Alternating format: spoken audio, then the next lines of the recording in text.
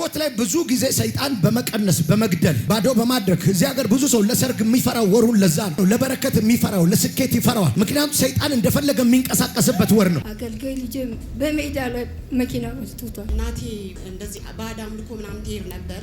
እሷም ልክ ሚያዝያ 27 ነው የሞተች ወደ ግንቦት ልትዳረስ። ሚያዝያ 28 ደግሞ ሆነ ነገር ተናድጄ ራሴን አረድኩኝ ማለት ነው፣ አንገቴ ማለት ነው። 18 ዓመት ነው ጠንቋይ ቤት ያገለግልኩት።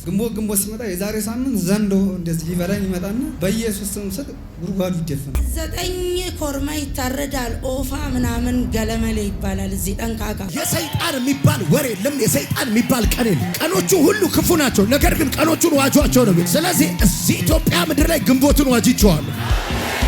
በግንቦት ሲራመድ የነበረ አውሬ ሰብሬዋል። በጉጉት ሲጠበቅ የነበረው ታላቅ ፕሮግራም እነሆ ቀኑ ደረሰ።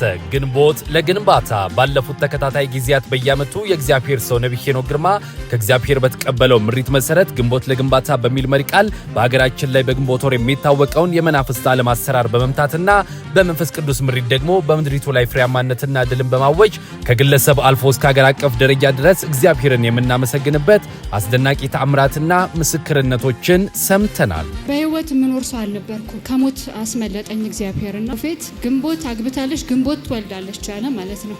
ልጄ ነገ 1 ዓመቷ ነው። ግንቦት 10 ሊገለኝ ባለ ጠላቴ ፊት እግዚአብሔር ደጋግሞ ድል ሰጠኝ።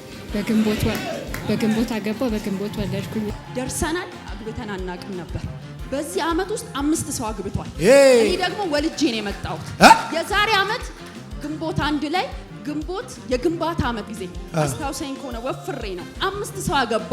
እኔ ወልጄ በአንድ ዓመት ነው። ኦፍ ኮርስ በዚህ ዓመትም ታዲያ ግንቦት ለግንባታ ፕሮግራማችን የፊታችን ባሉት 2 ቀናት ማለትም ግንቦት 1 አርብና ግንቦት 3 እሁድ ከማለዳው 3 ሰዓት ጀምሮ በአዲስ አበባ ጄፒኤስ ቤተክርስቲያን በደማቅ ሁኔታ ይካሄዳል። በእነዚህ 2 ቀናት እግዚአብሔር ለምድራችን የሚናገረውን መለኮታዊ ድምጽ የምንሰማበትና በህይወታችን ሁለንተናዊ ለውጥ የሚመጣበት የግንባታ ጊዜያችን ነውና በዚህ ድንቅ የበረከት ጊዜ እርሶም ከወዳጅ ዘመዶ ጋር በመሆን የበረከቱ ተካፋይ እንዲሆኑ ጋብዘኖታል። ግንቦት ለግንባታ ያስታውሱ። ግንቦት 1 አርብና ግንቦት 3 እሁድ ከማለዳው 3 ሰዓት ጀምሮ በጄፒኤስ ቤተክርስቲያን አይቀርም። ኑ በግንቦት አብረን እንገንባ። ግንቦት ለግንባታ በጄፒኤስ ቤተክርስቲያን ይሁን አለ ሆነ። ጄፒኤስ ቲቪ ወርልድ ዋይድ